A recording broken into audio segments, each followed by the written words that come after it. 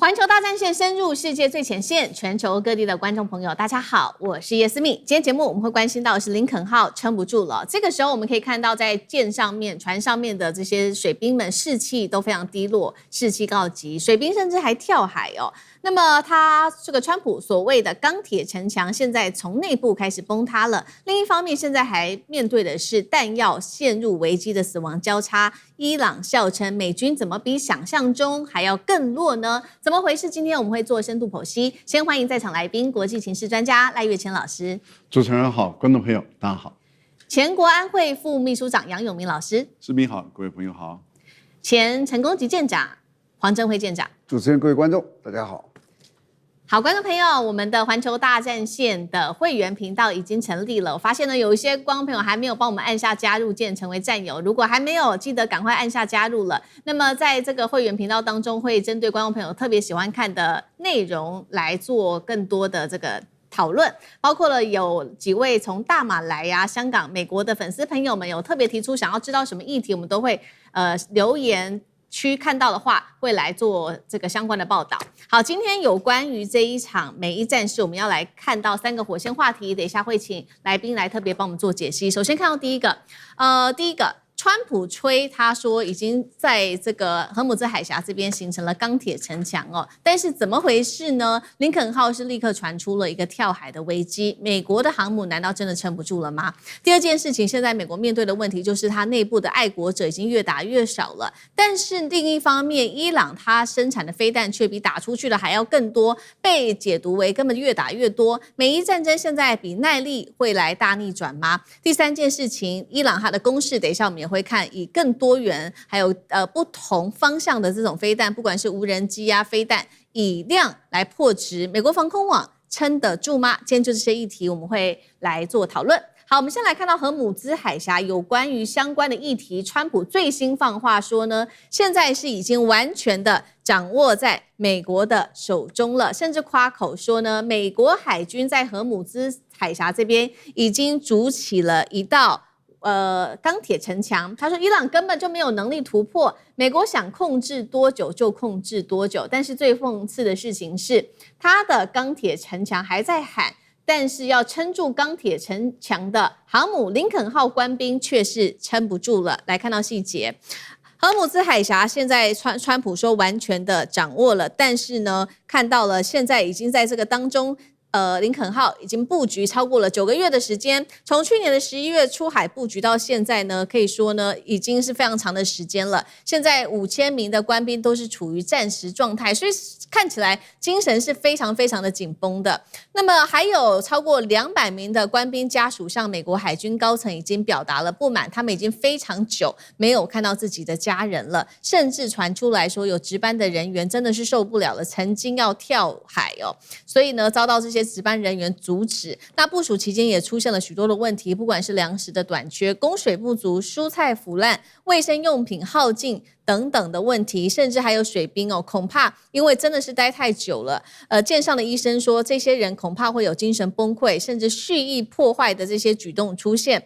家屬也開始質疑了，說，是不是有一些水兵們因為上頭的命令，所以殺害了這些無辜的平民，讓這些上面的軍官他們也非常的難過，開始懷疑自己的作戰目標是不是正確的。所以今天節目一開始先請教艦長怎麼看川普高喊的荷姆茲海峽的封鎖，這個叫做鋼鐵城牆，但是卻發現了這個林肯號上面的官兵已經快要受不了了，甚至有沒有可能會重蹈覆轍當時的福特號，引爆官兵蓄意破壞。而這樣子的案例是冰山一角嗎？尤其是這樣美軍的士氣如果呈現這樣的狀態，真的有辦法在中東繼續打下去，繼續耗下去嗎？艦長怎麼看？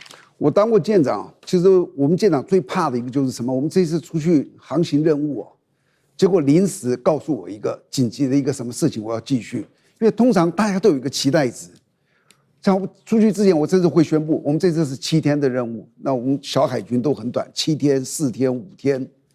那結果到了第7天，他跟你講說，對不起，臨時有任務，你要繼續待下去。那我們有沒有碰到過這種事情？有啊，有時候好比說出了一個意外，臨時搜救，某一架飛機災了，那我臨時回不來了。但那時候你還可以看得到，我是為了救生。那多待的天數也是有限的，3天5天，你知道？那你如果到了該到的時間該回去，大家都已經有所準備。我明天要返港，我已經要跟我女朋友約好了，就冬夏不能回去。然後這個時間越延得很長的話，你知道那是一個很傷士氣的一件事情。那我們也很怕，因為我也沒有帶士氣啊。就你這個任務的變化，如果一直在往後拖，那是很難帶的。那再加上船上有多辛苦，你們可能是想不到的。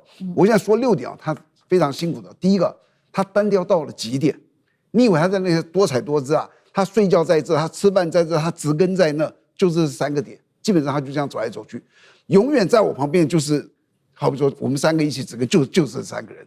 思敏永遠不會出現的，就是這樣。你會覺得哇，你完全不會期待任何變化，不可能變化哦。這是一個單調。第二個，食物，他剛剛有講，食物一拉長哦，那個是腐敗的。像我們那時候，我曾經有一次航行1個月到南非，到後面那個食物上來通通有味道，那個新鮮蔬菜什麼雞蛋已經通通都沒有了，都一上來一個味道就是根莖類啦，什麼東西哦，真是很難吃。然後第3個健康，因為這個你知道在船上有植根，那每一個人都要植根哦。那我一個植根1天，我基本上是8個小時，為了讓大家能夠公平，他這個時間一直在往後換。我舉個例子，你不能天天都是我值0到4，你值這個8到12，那你多幸福我多苦啊。所以他就每一個推一個，每一天推一個，你就知道。像我在船上的時候，我每天都要調時差，我有時候想睡覺睡不着，我有時候這個很困的時候，結果我要植根，結果我就在那1個月，是我這一輩子心臟覺得負荷不了。我那時候覺得我心臟跳到難受。就在那一次唯一這個發生，就它對你的健康有影響。那第4個就孤獨，我跟誰聯絡？在上面就是我們這些人，我跟他聊到第5天就聊完了，我們還要聊什麼？就開始變得非常孤獨，開始想家人，開始想女朋友，然後又不知道歸期，不知道什麼時候。然後第5個壓力。他們在那裡不是度假，他隨時打仗啊，在那裡萬一一個這個無人機這樣過來怎麼樣？所以他是有他的壓力了。然後第6個是最糟糕，大家注意，軍中經常會發生霸凌現象，因為它最容易發生。軍中有階級，我今天要你幹嘛你就要幹嘛，我叫你跪下你就跪下，我叫你站起來你就要站起來。軍中這個神奇是，如果有一個人整到我，你以為我的上面長官都對我很好啊？只要有一個整我，我就被霸凌。所以到後面越推到後面哦，就是越痛苦。然後最後會有那種生不如死的感覺，然後遙遙無期。他現在已經9個多月了。你說呢？真的是他原來可能就3個月、4個月。那還有一個，剛剛這個主持人有提到說，會不會影響他的戰力啊？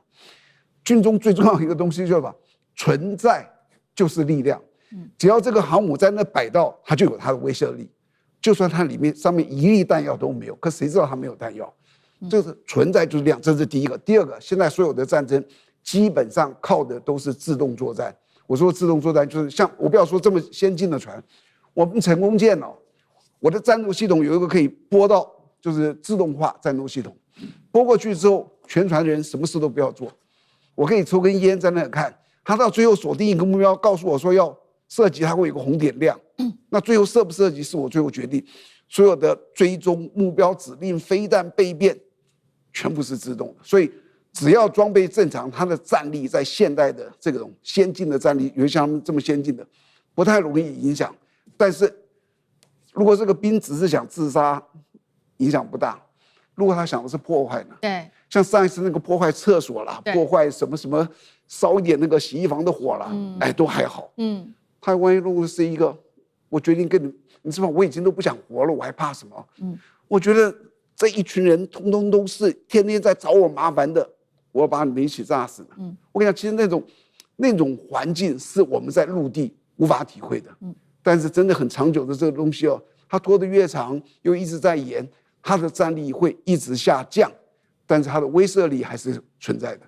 好，所以可以看起来這一場戰爭是一場消耗戰哦。林肯號已經在海上布局超過9個月的時間，而且都是呈現一個戰時的狀態，讓上面的軍官都非常非常的緊張。那這一場消耗戰繼續下去的話，我們來看到美伊現在到底誰比較能夠耗得下去呢？因為現在出現的一個問題是，伊朗這邊的彈藥怎麼回事哦？這個越打越多，但是美國的彈藥是越打越少。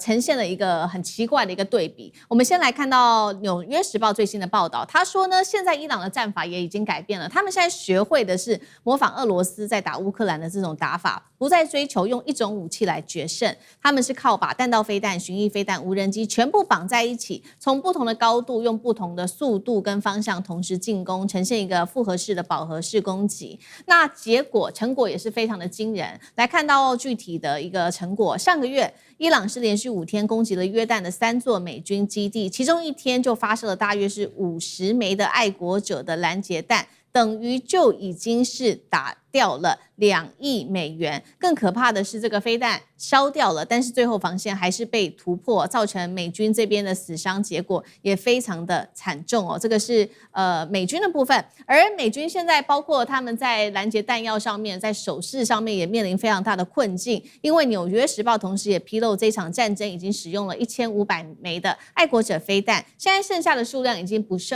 到1700枚了。那麼全國要知道，在去年整體一整年量產的數量只有600枚左右，所以消耗速度是這個生產的好幾倍。那反過來看到伊朗的生產速度已經超過每一天它的使用量了。那我們剛剛提到了伊朗它的攻勢是從不同面向來做攻擊嘛，首先從不同的方向，它現在是從本土向不同的地區發射，包括打的是美軍的雷達、視野、攔截火力、指揮系統等等。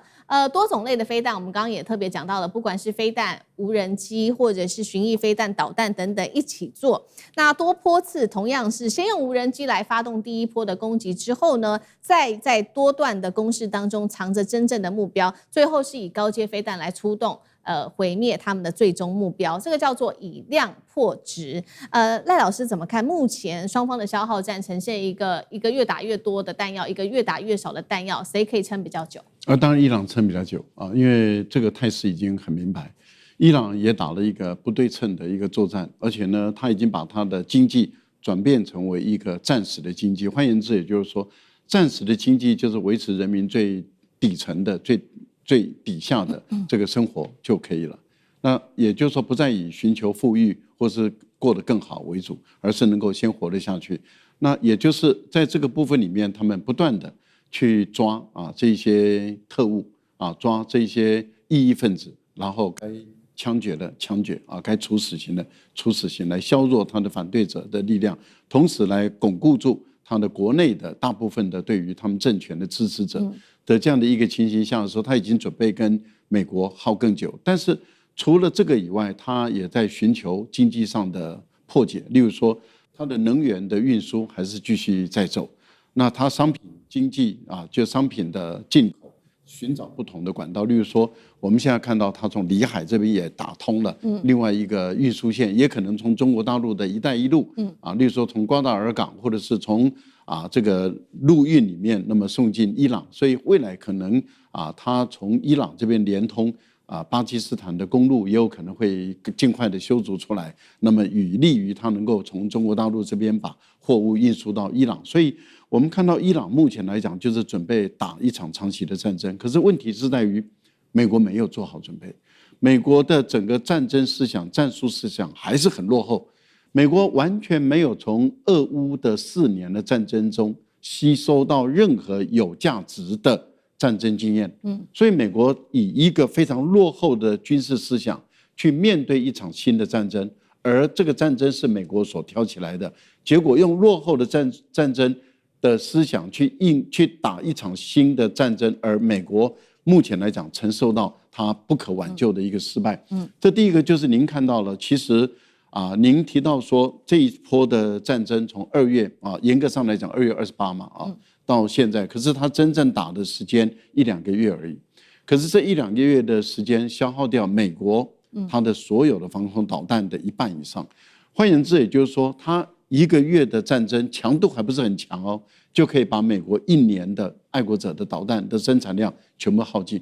1個月，可能1個月不到，美國一整年的所有的導彈全部都消耗光了，這個是可以想象的。那等於是之後美國就全部挨打了。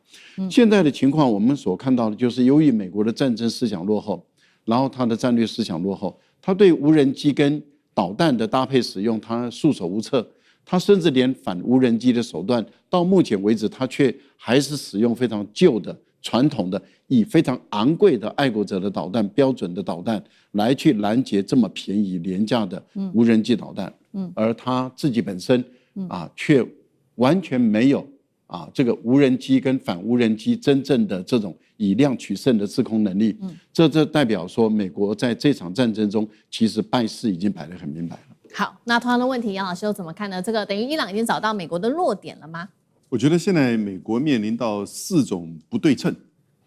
第一個，我們講了很久的，也就是成本不對稱，也就是彈藥成本的不對称。伊朗的一個無人機2萬美元，美國呢，如果要攔截愛國者飛彈，如果是3型的話300萬，2型的話呢200萬。那美國所發射的戰斧飛彈1枚大概是也300萬到600萬。然後呢，這個標3那更貴。所以這一些都已經庫存的第2個不對稱就是庫存。那現在庫存不對稱，看起來伊朗還是擁有蠻多的無人機跟這個飛彈。那第3個不對稱是什麼呢？第3個不對稱，簡單講是地理不對稱。我覺得這是關鍵的一個不對稱。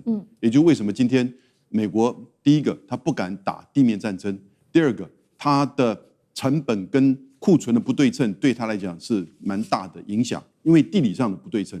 怎麼說呢？第一個是在荷姆茲海峽的地理，第2個是在伊朗他自己本身地緣跟地形的高原堡壘的這個地理。所以呢，荷姆茲海峽在地圖上那就是就是伊朗旁邊，這個你怎麼炸也炸不掉，也移不開。所以呢，伊朗基本上控制荷姆茲海峽，這個造成一個不對稱。那第2個呢，就是你美軍，你就算在海灣地區有這些基地，可是事實上你都是用轟炸，所以你必須要從這個距離伊朗可能1000公里以外的地方，因為你擔心你的船艦或者是基地遭受到伊朗的攻擊，所以從第1波之後呢，你看它就移到約旦去，甚至更到地中海，然後呢到印度洋的迪埃戈·加西亞這個島嶼上，所以它的整個光是戰機起飛，它可能要加1次油才能夠返回。因此，這種不對稱，地理上的不对稱，使得伊朗掌控荷姆茲海峽，伊朗可以輕易的攻擊美國在海灣地區的軍事基地，也使得美國必須要花更大的力量跟成本，然後更多的這個彈藥來去轟炸伊朗，而他不敢打地面戰爭。第4種不對稱，這個最關鍵了，什麼東西呢？消耗不對称。